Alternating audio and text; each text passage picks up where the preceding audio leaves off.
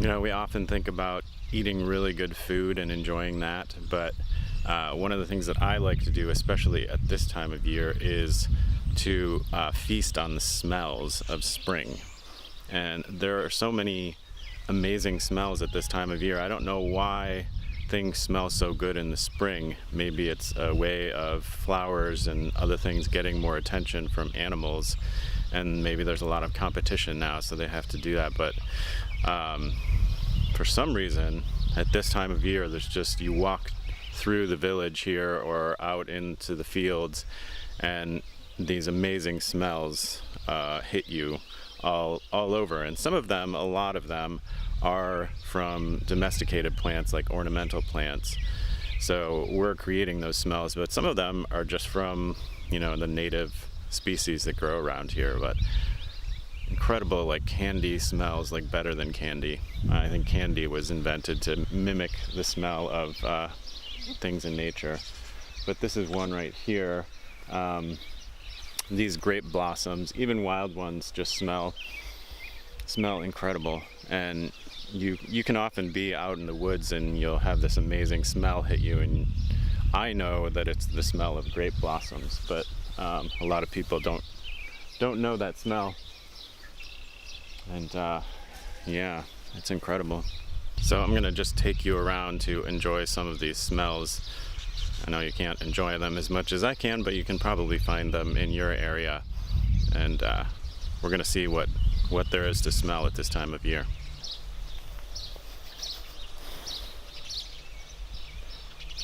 Not all of these irises smell strongly. This one doesn't smell as strong as some of the other ones, like that peach one over there.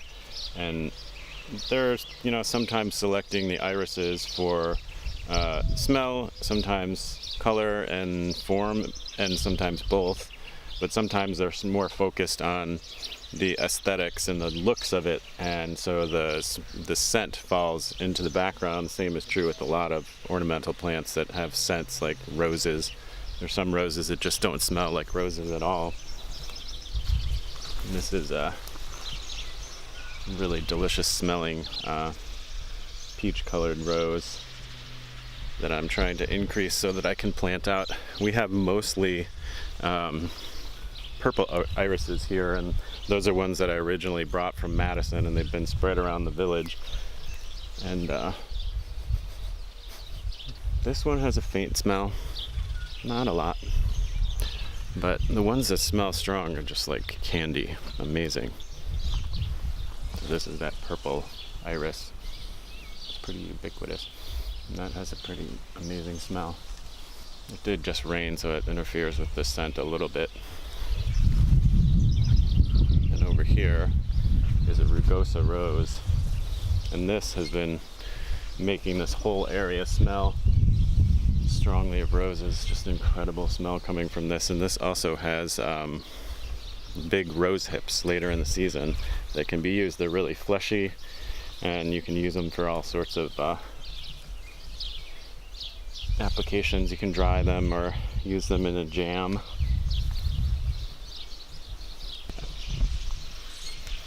This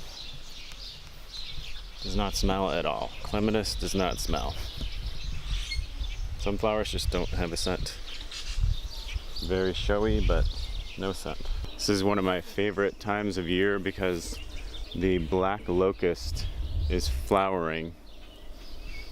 And you can see it has these beautiful white flower clusters.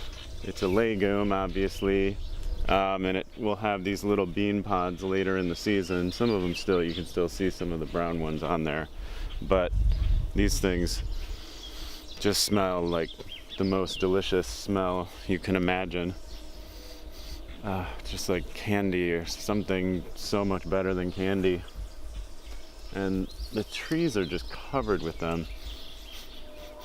And obviously bees like them a lot.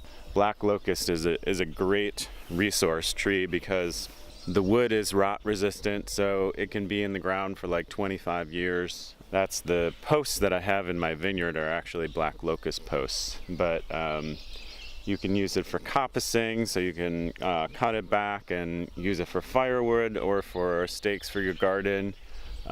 just has so many great uses. And it's a beautiful shade tree. Grows really fast too. And the smaller black locusts have thorns on them. Usually when they're younger they have thorns, but they outgrow them as they get bigger, which is kind of a brilliant evolutionary adaptation, because they're kind of most vulnerable when they're younger. So why not give them thorns then, and then as they outgrow the grazing pressure of large animals, they can fend for themselves. And you can just you come by these trees and you can just smell the wind wafting the smell off of them. Delicious. Ugh, it smells horrible. This is an American cranberry, and I think this thing is supposed to attract flies. Flowers can either be really showy like this and smell wonderful, or smell horrible, smell like rotting something to attract pollinators. And this one happens to be, it actually smells a lot like the berries do.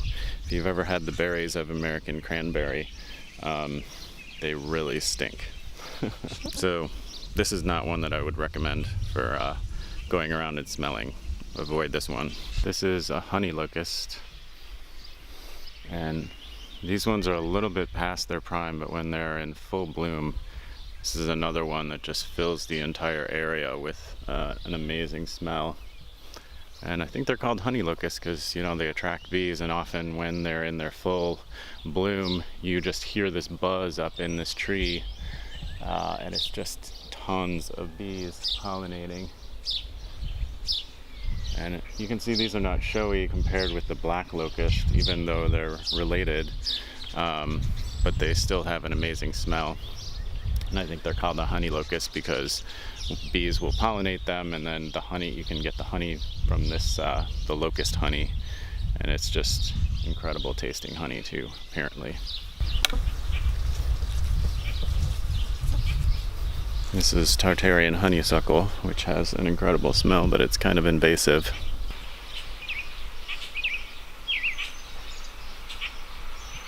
So how about comfrey? It actually does have a faint smell. I never knew. There's really only one way to find out if things have a scent. But it's a very faint smell, but it's good. This is another form of honeysuckle, but it doesn't really smell like much of anything compared with the Tartarian. Yeah, I don't really get a smell. I don't know. Pretty.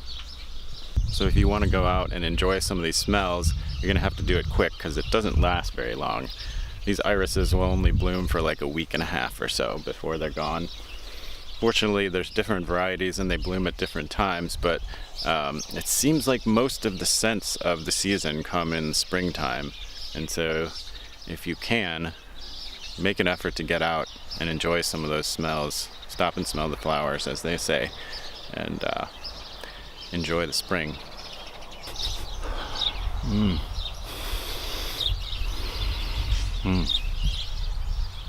good. Alright, well, please subscribe to my channel and share and like the video, and I'll see you next time.